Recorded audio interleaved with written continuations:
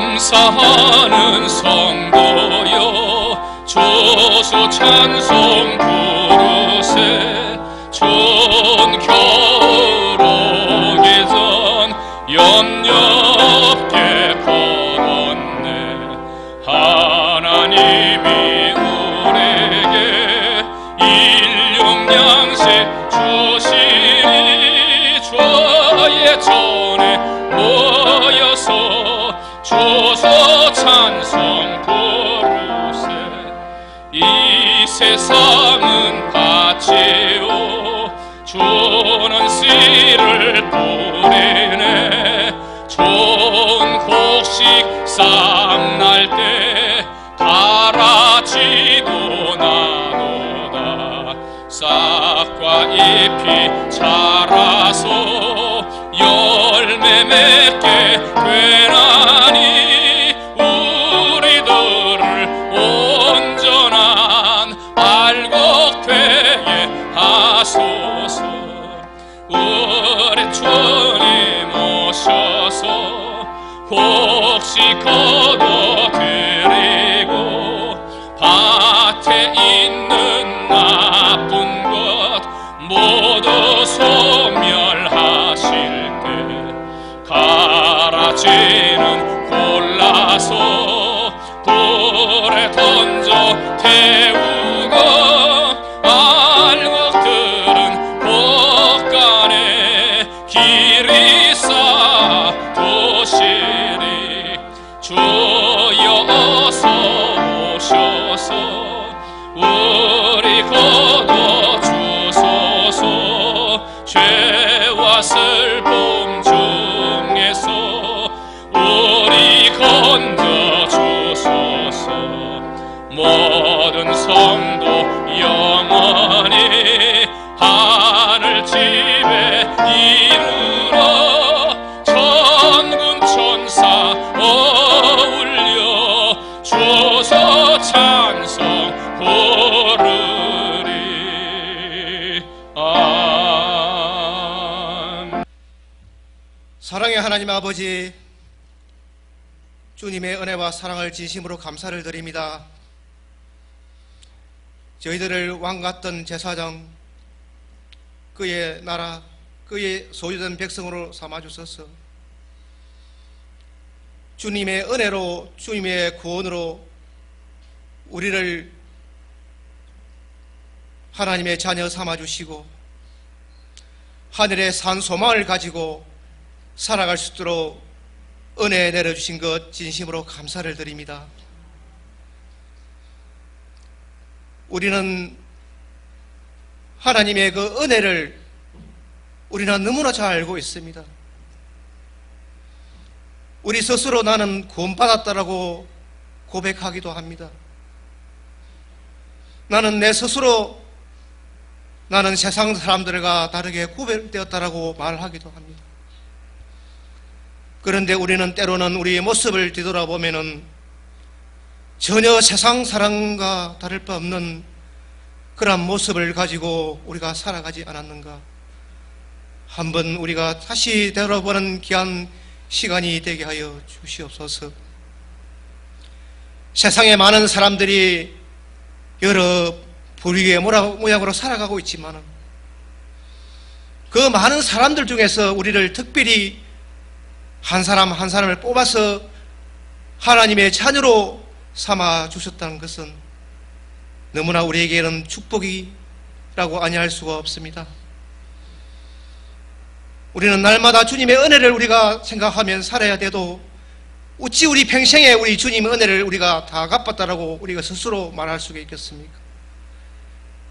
그러나 만유리 계시는 우리 하나님께서는 인간을 사랑하시되 죄를 미워한다고 주님께서 말씀했습니다. 우리의 죄된 모습 가지고는 주님 앞에 설 수가 없는 우리의 모습이었지만 하나님은 죄를 자복하고 통회하는 자에게 은혜를 내려주신다고 말씀했사오니 행여나 우리가 세상 살면서 정말 하나님이 원치 않는 그러한 우리의 제 모습대로 살았더라면 오늘 이 시간을 통해서 주님의 귀하신 십자가의 보혈로 통해서 우리를 깨끗게 정결케 죄를 씻어 주시옵소서. 모든 것 다 정결함으로 우리가 주님 앞에 나아가기를 소원합니다. 주님, 오늘 우리가 드리는 우리 예배가 주님 앞에 기쁨이 되는 귀한 살아있는 영광의 예배가 되게 하시고, 신령과 진정으로 드려지는 귀한 복된 예배가 되게 할 수 있도록 아버지께서 우리 모든 건속들을 축복하여 주시옵소서. 나오고 싶지만 육신의 몸과 마음 때문에 질병 때문에 나오지 못한 우리 사랑하는 성도들을 기억하여 주시고, 그들을 병상을 하나님 지켜주셔서 아버지 하나님 회복하고 주님 앞에 나와서 예배한다는 것이 얼마나 우리에게 축복이고 감사인지 우리 스스로 깨달아지는 귀한 복된 시간이 되게 하여 주시옵소서. 주님, 우리 충무조항계를 하나님께서 이곳에 주님께서 피로 사신 이 교회입니다. 우리 충무조항계를 더 축복하기 위해서 하나님께서 일하고 계심을 저희들은 믿습니다. 사람이 할 수가 없고 우리가 할 수 없는 일을 주님은 계획하시고 진행하시고 이끌어 가심을 우리는 믿사오니, 우리의 충무조항계 큰 이단 일을 하나님께서 하게 하셔서 이 동령 땅에 죽어가는 많은 영혼들을 구할 수 있는 그러한 방주의 역할을 충분히 감당할 수 있는 우리 충무조항계가 될 수 있도록 아버지께서 축복하여 주시옵소서. 이제 2017년도도 저물어가는 11월 아버지 둘째 주를 맞이했습니다. 이제 우리가 한 해 동안 살아온 것을 주님 앞에 결산할 때가 되었습니다. 주님 앞에 잘한 일도 있었고 못한 일도 있었고 칭찬받을 일도 있을 것이고 책망받을 일도 있겠지만 하나님은 우리를 세우셔서 일하기를 기대하시는 아버지의 마음을 우리는 충분히 잘 알았어. 우리가 2017년 잘못한 일이 있더라면 다시 우리가 고치고 깨달았어. 새해 우리에게 주신 일들을 충분히 감당할 수 있는 우리 충무조항의 모든 교육부와 모든 기관들이 될 수 있도록 아버지께서 축복하여 주시옵소서.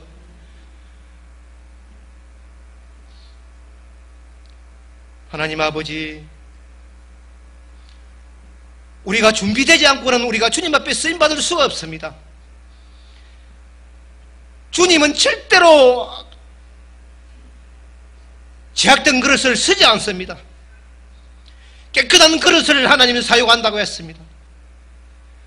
아버지여, 우리가 주님 앞에 구원받은 그 은혜를 생각하고 내 한 사람이 이 교회에서 어떻게 내가 한 사람이 교회에 쓰인지를 생각해서 우리에게 주인 일을 준다라면 주님 나는 안 합니다 이렇게 하는 것이 아니고, 주님 감사합니다. 내게 주신 일을 부족하지만 내게 맡겨주실 일 감사합니다 하여 순종해서 하나님 일을 우리가 충실히 감당해서 우리 모두가 칭찬받을 수 있는 그런 우리 모든 우리 교우들 다 될 수 있도록 아버지께서 도와주시고 함께해 주시옵소서. 11월 16일 날에는 우리 사랑하는 자녀들이 공부를 그동안 하고 했어요. 이제 진로를 정하는 중대한 기로에 서 있습니다. 부모들은 자식들을 그 진로를 두고 고심조사 염려하고 걱정합니다. 앞날이 달리기 때문에 그렇습니다. 우리 충무조항계도 우리 사랑하는 자녀들이 자녀들이 수능시험을 앞두고 있습니다. 물론 수능시험에 최선을 다해야 되겠지만 믿음으로 간구하고 기도해야 되겠지만 모든 것을 다 주님께 맡겨야 되겠습니다. 그래야 할 때 우리 주님께서 도와주시고 함께해 주셔서 모르는 것도 알게 하시고 지혜를 주셔서 정말 수능 시험을 잘 치를 수 있도록 아버지께서 도와주시옵소서. 그래서 진로를 잘못한 선택이 없도록, 그래야 하나님께서 우리 충무조항계의 위대한 일꾼으로 쓰임받을 뿐만 아니라 이 나라의 위대한 일꾼으로 쓰임받을 수 있도록 아버지께서 축복하여 주시옵소서. 흥망성쇠를 주관하신 하나님 아버지, 우리나라 경제가 너무나 어렵습니다. 실직되어 일자리를 잃은 사람도 있습니다. 아버지여, 그러나 정치인들은 자기 밥그릇만 챙기고 서로 대립하고 싸우고 있습니다. 우리가 그들을 어떻게 하겠습니까? 하나님이 간섭하지 아니하면 그들을 어떻게 하겠습니까? 아버지가 도와주셔서 정말 이 나라가 안정적으로 평화가 누리며 모든 정세가 완화되며 실업자들이 취직되어 이 나라가 원나라하게 돌아갈 수 있도록 아버지께서 역사하시고 도와주시옵소서. 우리가 세계 하나님의 역사를 보면은 하나님이 도움이 없이는 된 것이 하나도 없다는 것을 우리는 너무나 잘 압니다. 우리나라도 모든 흥망성쇠는 하나님의 손에 달려있는데 자기들이 똑똑하고 자기들이 먼저 앞세워서 머리가 들어하고 어리석은 눈을 범하는 우리 정치인들이 되돌아오도록 아버지께서 도와주시고, 대통령이 바른 정세를 가지고 모든 국민들을 스스로 포용하고 품을 수 있는 대통령이 될 수 있도록 아버지께서 도와주시옵소서. 하나님 아버지, 기도할 제목이 많이 있지만은 우리 주님이 다 아실 줄 믿습니다. 모든 계획된 일들을 하나님께서 다 알고 계실 줄 믿습니다. 바로 오늘 우리 충무조항계 이단 건축을 아버지 준비하셨고 예비하신 것도 주님이었습니다. 이제 모든 절차가 남아 있습니다. 여러 가지 모든 그 절차에 주님께서 개입하시고 간섭하여 주셔서 아버지, 원활하게 교회가 성령 건축이 되어 하나님께 봉헌해 올릴 수 있도록 우리 모든 성도들이 한마음 한뜻을 마음으로 묶어서 나아갈 수 있도록 도와주시옵소서. 사랑하는 우리 목사님 능력 장중에 붙들어 주시기를 원합니다. 육신의 강건함을 허락하여 주시기를 원합니다. 말씀을 늘 준비해서 우리에게 영혼을 살리는 귀한 생명 말씀을 전할 수 있는 목사님이 되게 하시고, 오늘도 선포되는 그 말씀을 통해서 그 말씀을 가지고 우리가 세상에 나가서 우리가 세상 가운데 지는 자가 아니라 승리할 수 있는 우리 모두가 되게 하여 주시고, 오늘 말씀을 통해서 우리 마음속 깊이 깨달음이 있는 귀한 생명의 말씀을 선포할 수 있도록 아버지께서 성령 하나님께서 능력의 말씀을 아버지 전할 수 있도록 아버지께서 붙잡아 주시기를 원하며, 부교육자와 모든 자들이 목사님을 잘 내주고 도와서 이 교회가 안정적으로 주님이 원하시고 바라시는 하나님의 나라가 잘 이루어지도록 아버지께서 축복하여 주시옵소서. 예배를 돕는 모든 사랑하는 우리 손길을 이사오니 하나님께서 함께해 주시고, 그 손길을 통해서 하나님 시종들은 그 손길을 통해서 하나님 이 교회가 늘 아름다운 하나님의 보고를 올려줄 수 있는 축복의 교회가 되게 하여 주시기를 원합니다. 하나님 앞에 찬양을 준비해서 올리는 성가대를 축복해 주시고, 그 찬양을 통해서 하나님이 받아주시고 마치는 시간까지 우리가 큰 은혜 받고 돌아가는 귀한 복된 시간이 되게 하여 주시기를 믿사옵고, 우리를 구원하신 존귀하신 예수님의 이름으로 기도드렸습니다. 아멘.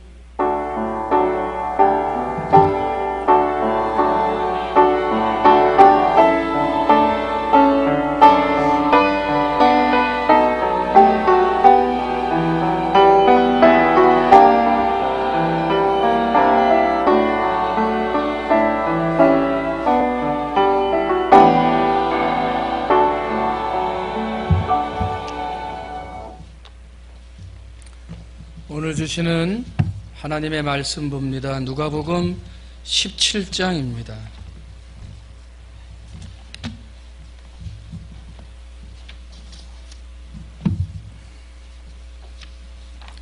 누가복음 17장 12절로 11절로 19절까지 제가 한 절, 여러분이 한 절, 마지막 19절 말씀 같이 하도록 하겠습니다. 누가복음 17장 11절입니다. 예수께서 예루살렘으로 가실 때에 사마리아와 갈릴리 사이로 지나가시다가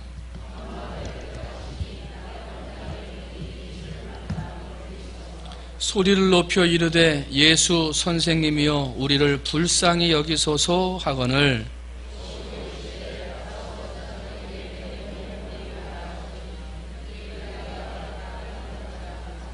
그 중에 한 사람이 자기가 낳은 것을 보고 큰 소리로 하나님께 영광을 돌리며 돌아와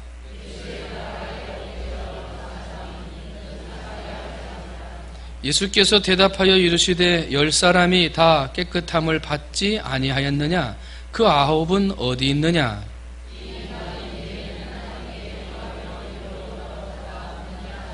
함께합니다. 그에게 이르시되 일어나 가라, 내 믿음이 너를 구원하였느니라 하시더라. 아멘.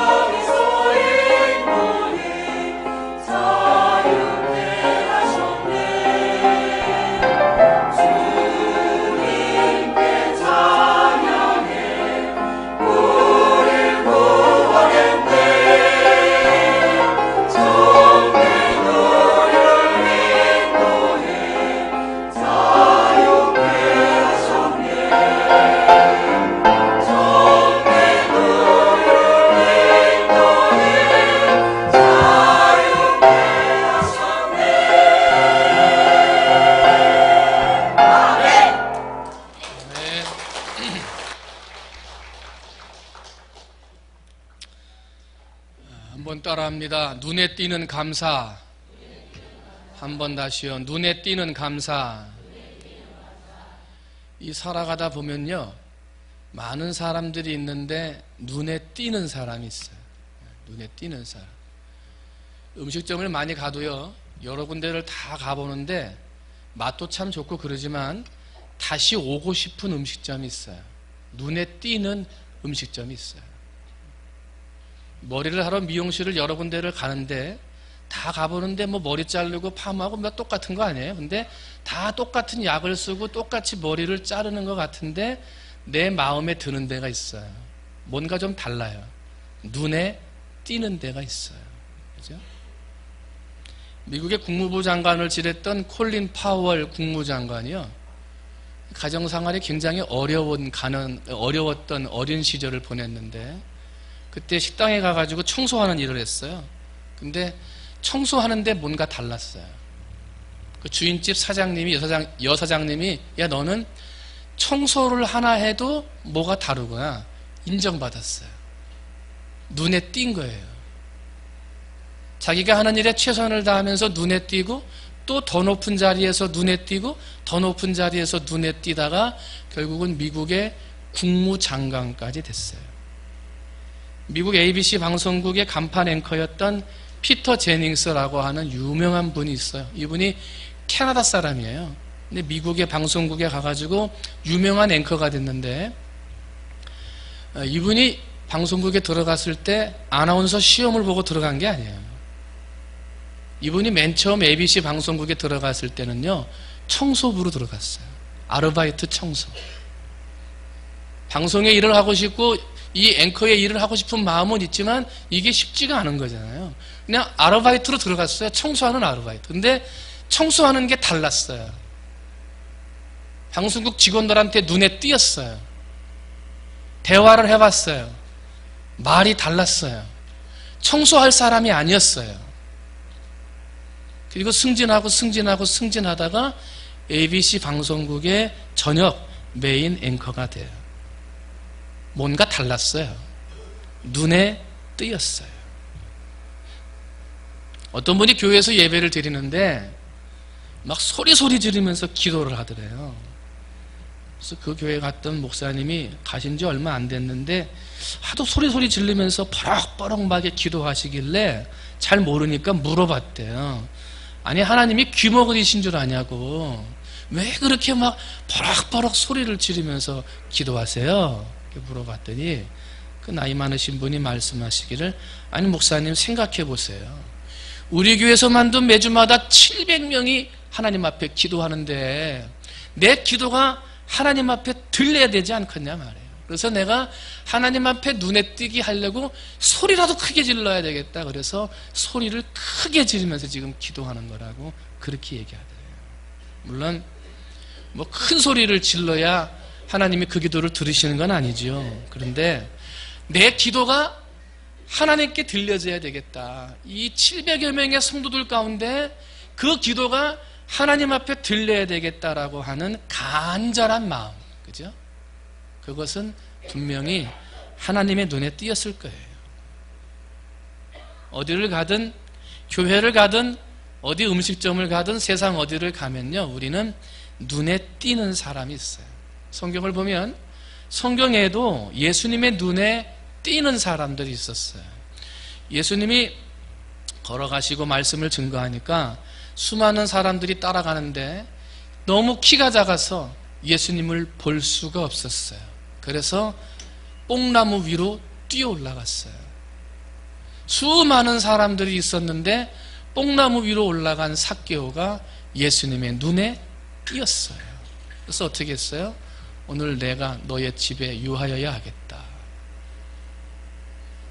예수님이 또 복음을 증거하면서 다니시는데 수많은 사람들이 애워싸고 있었어요. 그런데 한 여인이 예수님 앞에 가지도 못하고 가까이 가지도 못하고 마음속으로 바라는 생각이 있었어요. 뭐냐면 가서 옷자락에 손만 대어도, 예수님 얼굴 보고 뭐 예수님 말씀하시고 그런 거 못해도 예수님 옷자락에 손만 대어도 내 병이 낫겠다 하는 생각이 있었어요. 그래서 뒤에 몰래 사람들이 막 다니는 그 사이로 손만 집어넣어가지고 예수님 옷자락을 만졌어요.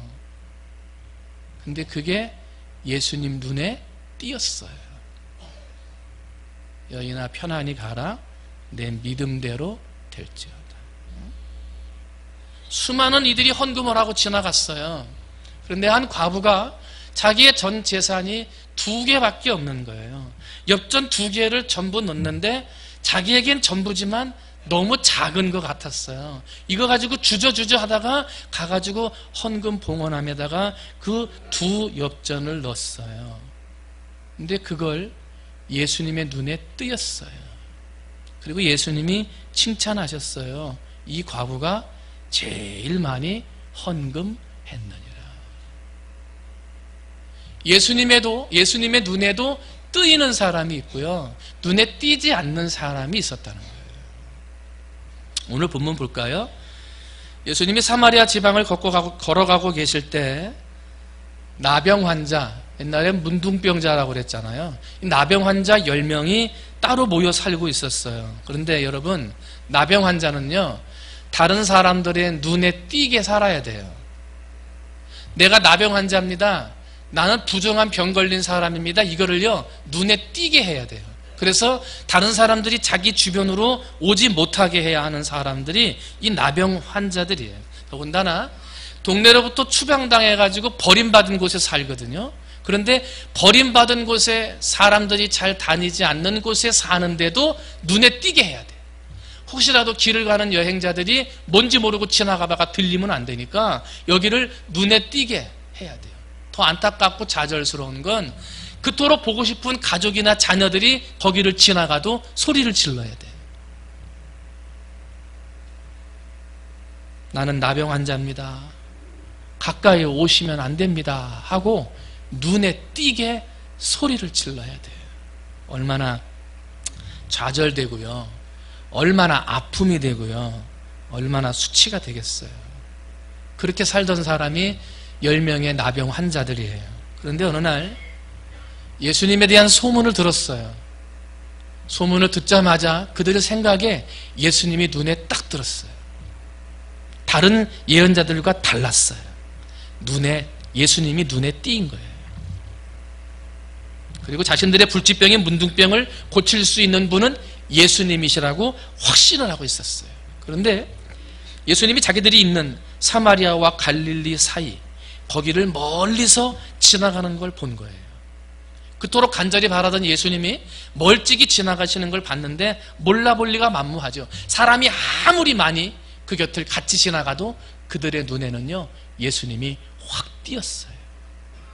그리고 예수님한테 소리 지르는 걸 아닙니까? 예수 선생님이여 우리를 불쌍히 여기소서. 그랬더니 예수님께서 10명의 나병 환자를 보시고 가서 제사장들에게 너희 몸을 보이라, 그렇게 말씀하셨어요. 왜 제사장에게 가서 몸을 보이라 그랬냐면 그 나병이 들었는지 아니면 나병이 고쳐졌는지를 마지막에 확인하는 사람이 바로 이 제사장이에요. 때문에 병이 들었어요. 그러면 제사장이 보고 이거 나병이다. 그러면은 판결을 내려요. 떠나라. 집에 있으면 안 된다. 그래. 그러면 가족들은요, 산 사람을 떠나보내는데 마치 장례식 해가지고 보내듯이 큰 슬픔 가운데 보내는 거예요. 왜? 병이 낫지 않고서는 이제 영원히 볼 수 없기 때문에. 그리고 떠나보내는 거 아니에요. 근데 만약에 어떻게 하다가 정말 병이 고쳐졌어요. 그러면 자기 마음대로 가족한테 못 가고 다시 그 제사장한테 가서 자기 모임을 보이고 내가 깨끗해졌습니다 라고 판단을 받아서 제사장이 집에 가도 좋다. 그러면 집에 가는 거예요. 그게 어디에 기록되어 있냐면 모세의 율법에 그렇게 정해져 있고 그렇게 기록되어져 있는 거예요. 그러니까 지금 예수님이 가서 제사장에게 보이라 하는 말씀은 뭐예요? 너희 몸이 나을 것이니, 너희들의 그 병이 고침받을 것이니 지금 제사장에게로 가라 하고 고쳐주시겠다라고 하는 예언의 말씀이었어요. 그랬더니 이 사람들이 다 지금 제사장한테 몸을 보이려고 달려가다가 자신들의 병이 고침받은 걸 알았고, 그런 다음에 다 뿔뿔이 흩어졌고요. 오직 한 사람만이 예수님한테 감사해야지 하고 돌아온 거예요. 10사람 중에 한 사람만이 돌아온 거예요. 감사하는 마음으로 예수님 앞에 돌아왔기 때문에 예수님의 눈에 띄는 사람이 됐고요.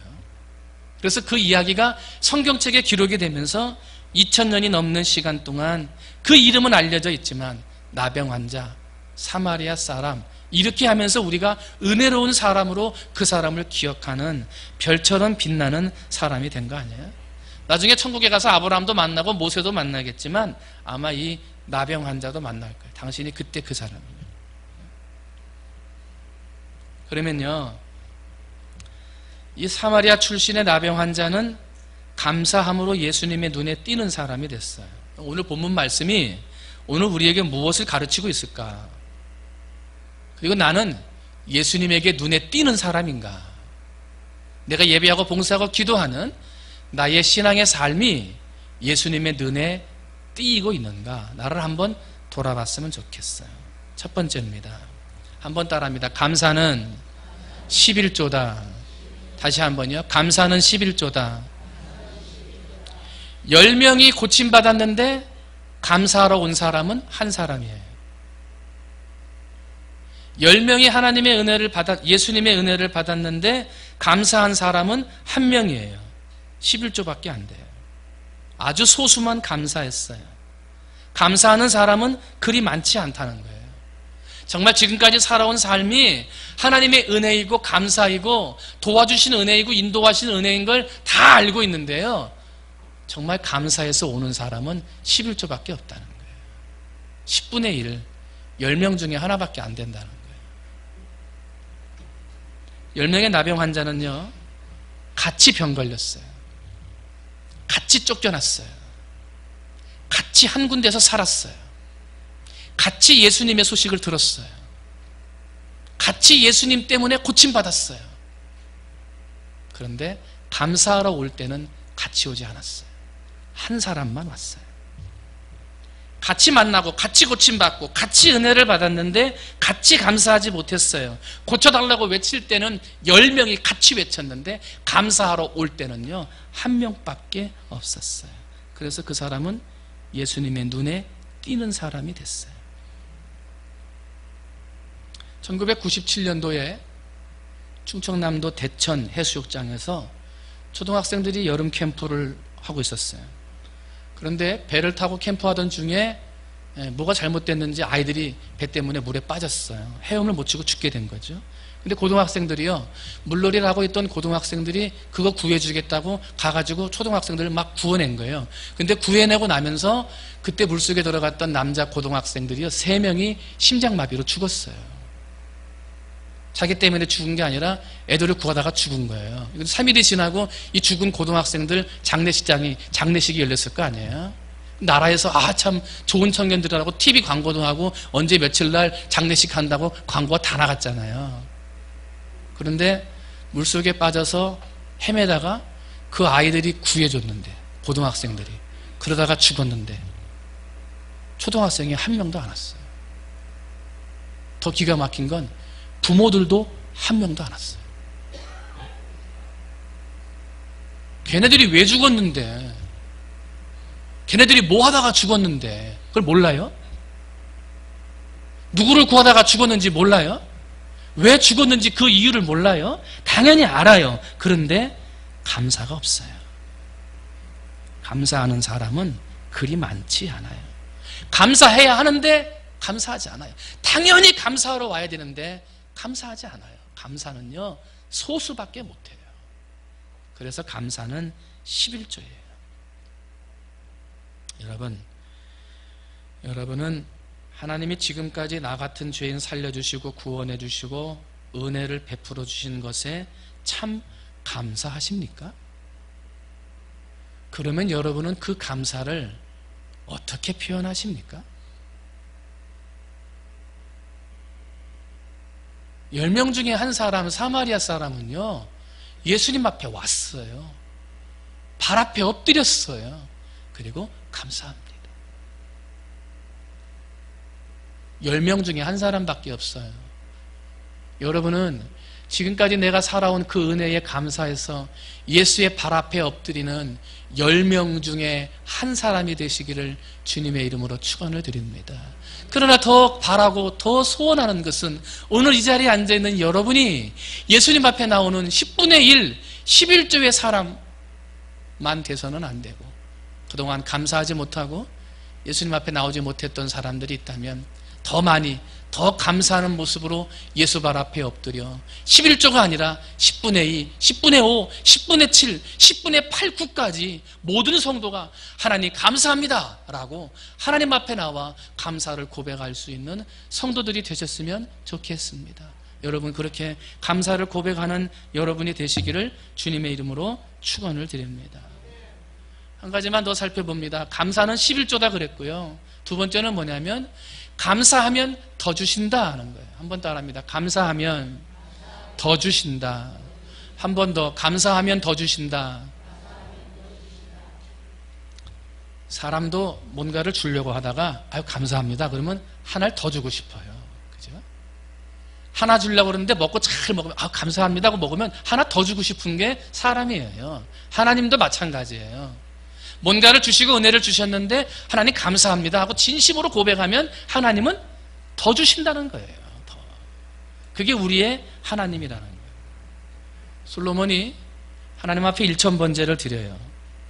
하나님 앞에 감사함으로 번제를 드리니까 하나님이 그 밤에 솔로몬에게 나타나셔서 말씀하십니다. 내가 너에게 무엇을 줄까? 너는 구하라 하고 말씀하세요. 솔로몬이 하나님이 뭘 줄까 구하라 그러니까요, 내일은 뭐 주세요 그렇게 하지 않았어요.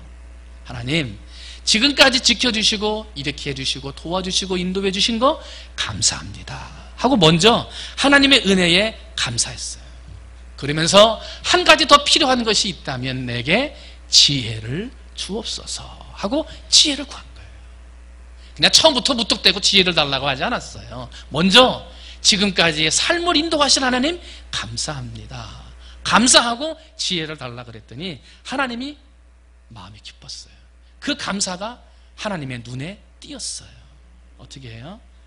지혜를 달라, 한 가지만 달라 그랬는데 지혜도 주시고 부도 주시고 장수도 주시고 복도 주셨어요. 감사함으로 하나님 앞에 구했더니 더 주셨어요. 그게 하나님이에요. 감사하면 더 주시는 거예요. 요나가 고래 뱃속에 3일 동안 들어가 있었어요. 하나님의 말을 듣지 아니하고 다시스로 도망가니까 고래 뱃속에 들어간 것 아니에요? 그런데 고래 뱃속에 들어가서 아이고 내가 잘못했구나, 그걸 깨달으면 들어가자마자 하나님이 꺼내주실 수 있었어요.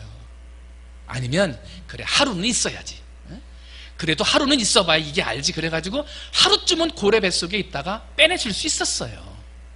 그런데 바로 빼는 것도 아니고 하루 있다 뺀 것도 아니고 이틀도 아니고 3일이 지난 다음에서야 고래 뱃속에서 빼내셨어요. 그죠? 왜 3일이 있었어요?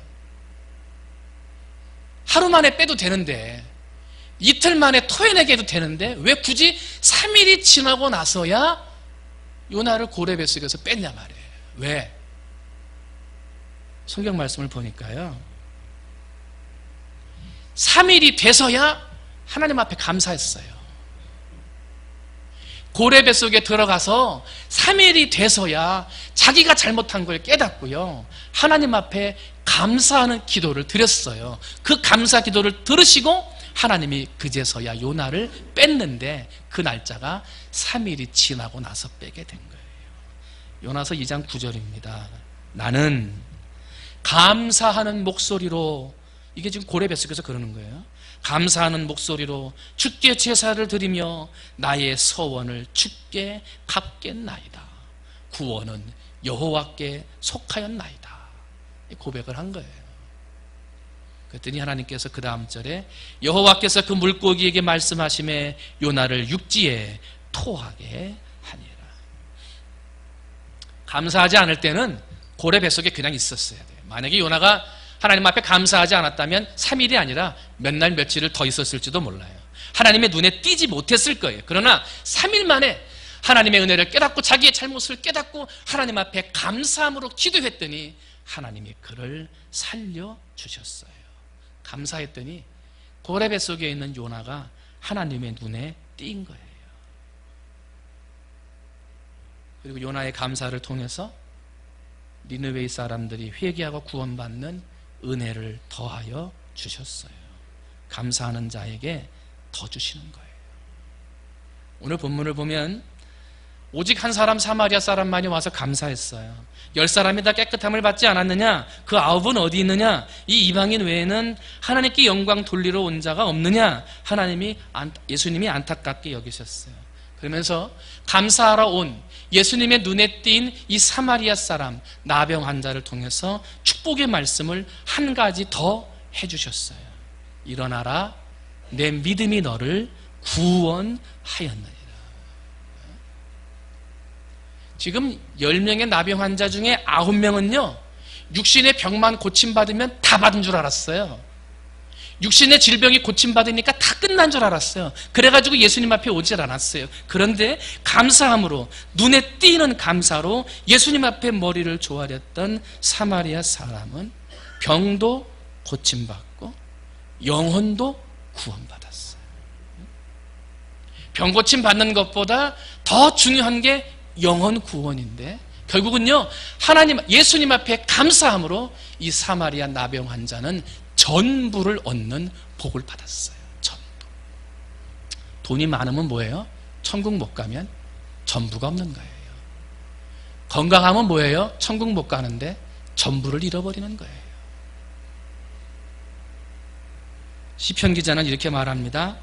감사로 제사를 드리는 자가 나를 영화롭게 하나니 그의 행위를 옳게 하는 자에게 내가 하나님의 구원을 보이리라.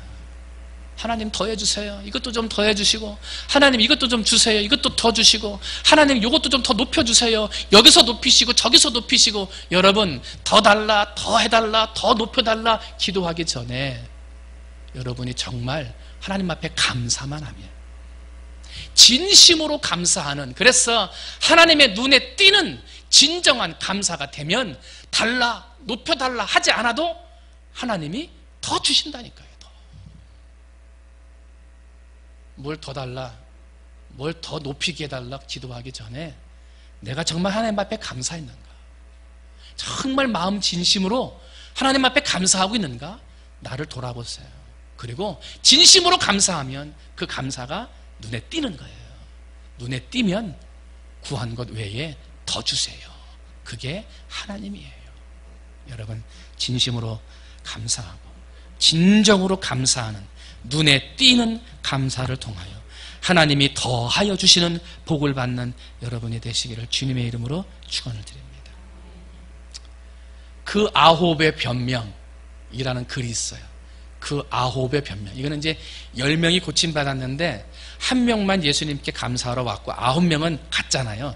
이 9명이 다 나름대로 예수님 앞에 감사하러 나오지 못한 변명이 있다는 거예요. 이유가 있다는 거예요. 그래서 그 9의 변명이에요. 봤더니 첫 번째 나병 환자는 정말 낫을까? 가서 정밀 검사를 해봐야 되겠다. 그 다음에 예수님한테 가야지. 그리고 갔다는 거예요. 두 번째 환자는 이거 다시 재발할지도 몰라. 며칠 기다렸다가 그때서 나면 그때 가야지. 그리고 갔다는 거예요. 세 번째 환자는 뭐야? 뭐 이렇게 쉽게 나? 아, 내 병은 나병이 아니었구나. 그냥 피부병이었나 봐 하고 그냥 갔다는 거예요. 네 번째 환자는 아, 내 병은 이미 나을 때가 된 거야. 나을 때가 돼서 난 거야. 그리고 감사를 잃어버리고 갔다는 거예요. 다섯 번째 환자는 딱 낫고 났더니 자기 수중에 있었던 재산, 밭과 집이 가만히 남아있는지 그게 궁금했대. 그래서 밭부터 집부터 먼저 보려고 달려갔다는 거예요. 여섯 번째 나병 환자는 가족과 식구들이 너무 보고 싶어서, 그동안 못 봤던 가족과 식구들이 너무 보고 싶어서 먼저 그쪽으로 달려갔어요 하고 변명한다는 거예요. 일곱 번째 환자는 아니 뭐 예수님이 해준 게 뭐 있어? 안수기도 해준 것도 아니고 무슨 뭐 약을 먹으라고 준 것도 아닌데, 그리고 그냥 갔다는 거예요. 여덟 번째 환자는 아, 이거는 예수님만이 하는 게 아니라 다른 랍비들도 할 수 있는 거야. 그럼 뭐 예수님한테 가? 다른 랍비한테 가면 되지. 그리고 갔다는 거예요. 마지막 아홉 번째 나병 환자는 그래도 고침받았는데 예수님한테 가려면 가서 몸도 좀 깨끗하게 하고 옷도 좀 입고 가야지. 그러느냐고 예수님한테 가지 않았다는 거예요. 이게 그 아홉의 변명, 작자 미상인데 10명 중에 9명이 예수님한테 감사하지 못한 나름대로의 이유와 변명을 거기에다가 적어놓고 있는 거예요. 초대교회 목사님이었던 크리소스톰은요, 오늘날의 세상을 감사를 잃어버린 세상 이렇게 표현했어요. 감사를 잃어버린 세상. 사람들에게 근본적인 죄가 있는데 그 죄는 감사하지 못하는 죄다. 마땅히 감사해야 함에도 불구하고 감사하지 못하는 죄는 두 가지 때문이다. 하나는 감사를 몰라서, 뭐가 감사한지 몰라서 무지해서 감사하지 못하는 사람이고, 또 다른 하나는 감사를 알지만, 어떻게 무엇을 주셨는지 알지만 교만해서 감사하지 않는 사람이다. 그래서 세상은 무지해서 감사하지 못하고 교만해서 감사하지 못하다. 오늘 세상은 감사를 잃어버렸다 그래요. 그러면서 마지막 결론은 뭐라고 그러는 줄 알아요? 감사하지 않는 것이 죄다. 알지 못하고 깨닫지 못해서 무지해서 감사하지 못했다? 무지도 죄다. 알고 깨달았는데도 이런저런 핑계를 대고 교만해서 감사하지 못했느냐? 교만은 당연히 죄다. 감사절 절기 때마다 많이 사용하는 스펄전 목사님의 유명한 기도 아닙니까? 촛불을 보고 감사하는 사람에게는 달빛을 주시고, 달빛을 보고 감사하는 사람에게는 햇빛을 주시고, 햇빛을 보고 감사하는 사람에게는 해와 달이 필요 없는 영원한 빛을 주신다. 더하여 주신다. 다음 주는 2017년 추수감사 주일입니다. 지난 1년 동안 어떻게 살았는지, 어떠한 은혜 가운데 살았는지를 깨닫는 날입니다. 다음 주는 눈에 띄는 예배가 되어져야 합니다. 다음 주에 드리는 여러분의 추수감사 헌금은 눈에 띄는 헌금이 되어져야 합니다. 진정으로 감사해서 눈에 띄는 예배, 진정으로 감사해서 예물을 드림으로 눈에 띄는 헌금이 되어져야 합니다. 그래서 진정으로 내게 베풀어 주신 하나님의 은혜에 감사함으로 더하여 주시는 복, 내가 일일이 달라 외치지 않아도 나에게 있어야 할 것들을 더하여 주시는 복을 받는 날이 되어야 합니다. 이번 일주일 동안 기도하면서 잘 준비하시고, 지난 1년 동안 내게 주신 하나님의 은혜가 무엇인가를 깊이 생각하여 다음 주일날 눈에 띄는 예배, 눈에 띄는 예물, 그거를 통하여 더하여 주시는 하나님의 복을 넘치게 받는 우리 사랑하는 성도들이 되시기를 주님의 이름으로 축원을 드립니다. 기도하겠습니다. 하나님 아버지, 어디를 가도 눈에 띄는 사람이 있습니다. 눈에 들어오는 특별한 사람이 있습니다. 같은 자리에서 같은 예배 시간에 같은 찬양, 같은 기도, 같은 말씀으로 같은 설교를 듣지만 감사하고 깨닫고 오는 사람은 매우 적습니다. 같은 나라에서 같은 날씨와 같은 환경을 주시면서 같이 살게 하셨는데 똑같은 환경 중에서도 하나님 앞에 감사하러 오는 사람은 너무 적습니다. 눈에 띄는 것입니다. 아버지, 지금까지 우리의 감사 생활이 하나님 앞에 눈에 띄는 감사 생활이었습니까? 아니면 이런저런 이유와 핑계와 변명 가운데 하나님 앞에 감사하지 못했던 것들을 나열하며 그냥 흩어져 버린 9명의 사람들과 같지는 않습니까? 우리의 모습을 돌아보며 내게 주신 은혜에 감사하는 눈에 띄는 감사, 눈에 띄는 예배를 드리는 우리 성도들 되게 하여 주시옵소서. 그러므로 눈에 띄는 감사, 진정한 감사를 통하여 하나님이 더하여 주시는 복, 하나님이 더 높여주시는 복, 하나님이 더 좋은 것을 주시는 복을 받는 우리 모든 성도들 되게 하여 주시옵소서. 감사하며 사랑이 많으신 예수님의 이름으로 기도하옵나이다. 아멘.